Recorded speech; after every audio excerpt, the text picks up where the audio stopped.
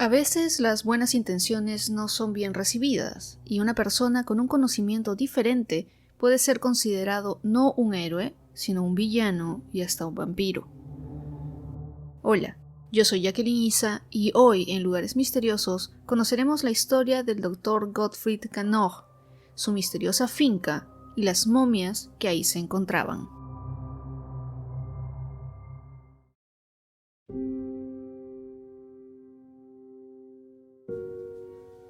Gottfried August Cannog nació en el Reino de Westfalia el 17 de marzo de 1813 y fue un médico cirujano alemán que estudió en la Universidad de Halle.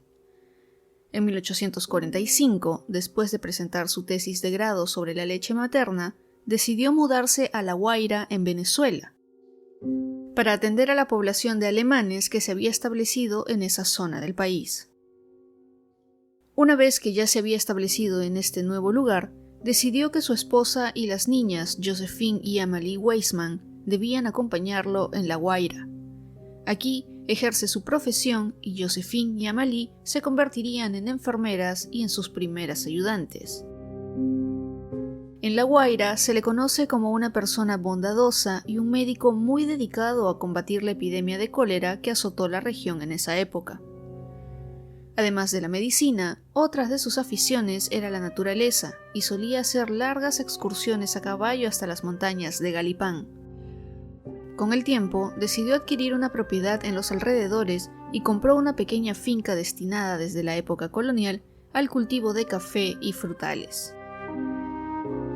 Cannog, o Canoche, como se le conoció en Venezuela, tenía una fascinación y le interesaba evitar el definitivo proceso de descomposición de los cuerpos, y debido a eso comenzó a experimentar con cadáveres no reclamados de la Guerra Federal que se llevaba en caballo desde el Hospital San Juan de Dios.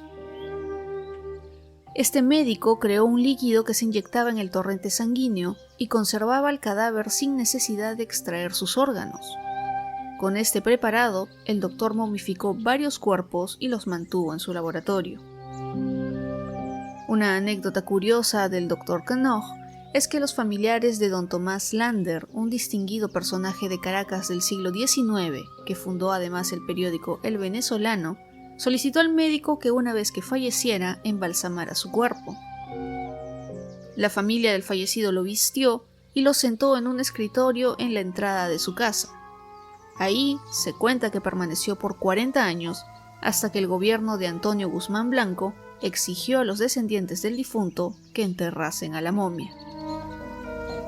Entre todas las personas que el médico alemán momificó estuvieron no solo Tomás Lander, sino también el presidente de Venezuela, Francisco Linares Alcántara, la hija del médico, Ana, y el esposo de esta, Heinrich Müller, su hijo Osvaldo, e inclusive hizo lo mismo con sus perros.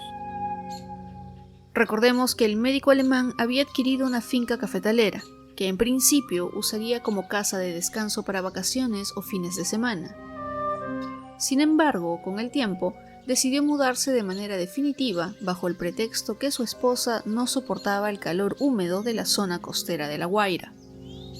Construyó entonces una casa al estilo de la región alemana Selva Negra, que tenía un salón muy grande revestido de madera, una chimenea y entrada rústica. Las habitaciones tenían grandes ventanales que daban al mar y según las personas que tuvieron la suerte de visitarla en aquel entonces, siempre elogiaban la construcción y el buen gusto de la decoración. El médico alemán aprovechó el terreno para construir un pequeño laboratorio en el que realizaba sus experimentos de momificación. Este lugar no tiene ventanas, pero sí unos conductos que se habrían usado para la ventilación. Además del laboratorio, en la finca se puede encontrar también el mausoleo de la familia, en el que 2/3 partes están ocupadas por 6 sarcófagos de cemento y está dividido por un pequeño pasillo para que pasen los visitantes. Las dimensiones de los nichos son de 2.10 por 0.70 y 0.75 metros. Casi toda la dimensión de estos está cubierta por mármol de 3 centímetros de espesor y un vidrio reforzado por una malla metálica, pero que deja ver el interior de las tumbas y se puede ver a cada una de las momias. Después de que esta familia dejó de vivir en la finca, que fue nombrada Buena Vista, esta quedó en ruinas, llena de maleza, enredaderas y árboles. Actualmente de la casa no queda mucho, más que algunas paredes, detalles de la cocina y restos de columnas que sostenían unas barandas de madera que llevaban a una especie de balcón. A pesar de que la casa y el laboratorio no han sido cuidados en los últimos años, el mausoleo sí fue restaurado en 2009 por un grupo liderado por el profesor Jesús Burgos, y lamentablemente las momias que se pueden ver ahora son solo réplicas, ya que las verdaderas fueron robadas cuando la finca estuvo en el abandono y nunca se pudieron recuperar.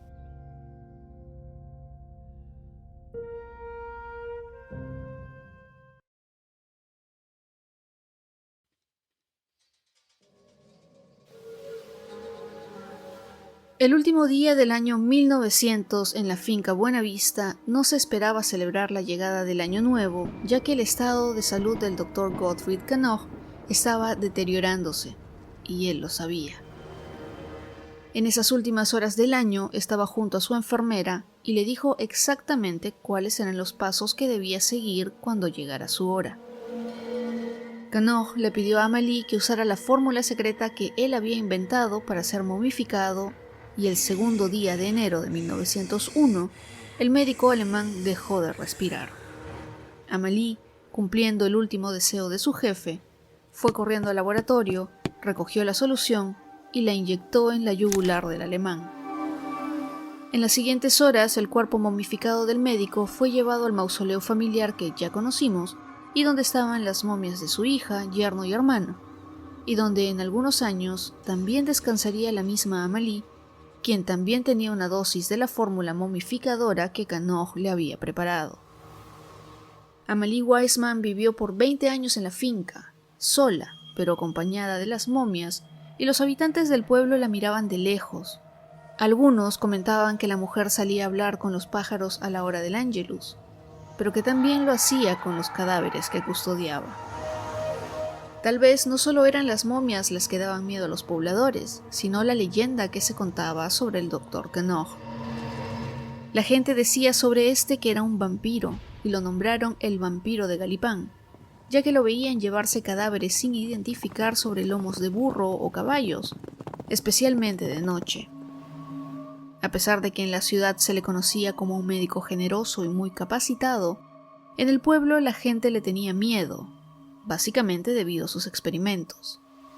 Y con el tiempo se ha llegado a la conclusión de que su trabajo con la fórmula que creó no se estudió más, lo que ha contribuido a que su trabajo no sea tan conocido.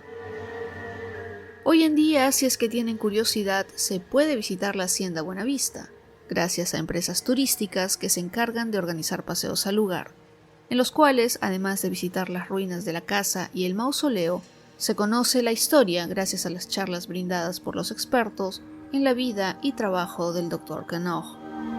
Sin embargo, la visita no es fácil. La caminata inicia en el pueblo donde se llega y desde ahí se tiene que caminar por varias horas en un sendero largo y empinado. Una de las historias que los guías cuentan cuando los visitantes llegan a la entrada de la casa, que actualmente está en ruinas, es que en las paredes de esta se había guardado un tesoro, y que el estado actual de la vivienda está así, ya que uno de los sobrinos del médico, que habría sido ludópata, destruyó la casa para hacerse del tesoro y pagar sus deudas. A pesar de que este es un lugar misterioso más por su historia que por sus leyendas, ya que la verdad no tiene muchas, hay algunas personas que suelen sentir que están siendo observados, especialmente en la zona del mausoleo. Además, que hay quienes dicen que el espíritu del doctor y de las momias que ahí descansaban siguen recorriendo la Hacienda Buena Vista.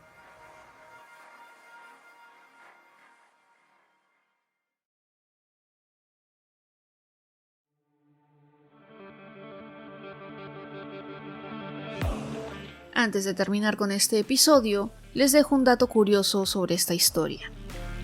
En 2015, se planificó realizar una película que contara la historia del Dr. Knopf. Las productoras responsables serían Arcoiris Films y Supernova ETL, y la película se titularía Knopf, Los Muertos de Buena Vista.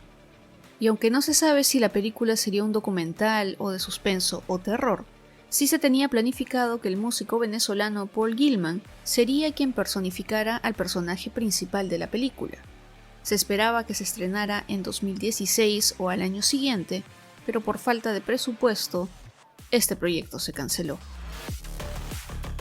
Ya que hemos llegado al final del episodio, les agradezco por escucharlo, por llegar hasta esta parte y por todos los mensajes y comentarios que me han dejado en @lugaresmisteriosos el podcast, en Instagram y Facebook y en la nueva sección de comentarios de la app de Spotify. Saber de ustedes y conocer sus opiniones me alegra mucho. Recuerden que en mi segundo podcast, Interesante Historia, les conté la historia detrás de algunas películas que fueron inspiradas por historias reales. Si aún no lo han escuchado, los invito a hacerlo desde donde escuchen sus podcasts favoritos. No se olviden de compartir los episodios con quienes ustedes crean que van a disfrutar de este contenido. Así, el podcast llega a más personas y sigue creciendo. Ahora sí, llegamos al final de este episodio, que fue sugerido por Félix Mercado, a quien agradezco por contactarse conmigo y contarme de este lugar y personajes tan misteriosos. Si tienen alguna sugerencia para un nuevo episodio, pueden escribirme en las redes sociales. Yo soy Jacqueline Isa, espero que estén todos muy bien y nos encontramos en otros lugares misteriosos muy pronto.